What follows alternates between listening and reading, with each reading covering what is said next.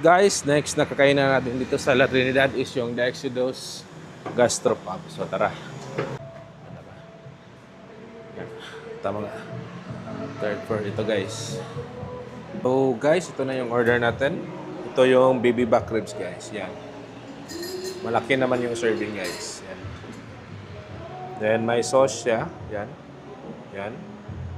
Then ito yung ano to mami? Lamb shanks. Lamb shanks. Yan. Yan guys. Tingnan natin ng sauce. Yan. Yan. Malambot yung meat nila guys. Ito. Naalis sa ano? Ah. Naalis siya sa kanyang buto.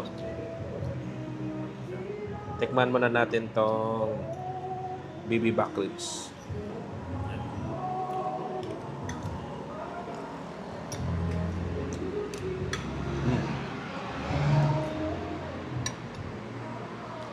Sarap guys.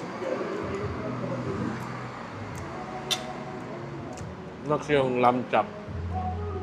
Hingit tayo kay mami yan. Sarap din pala ng lamb. First time ko na natikman yung lamb.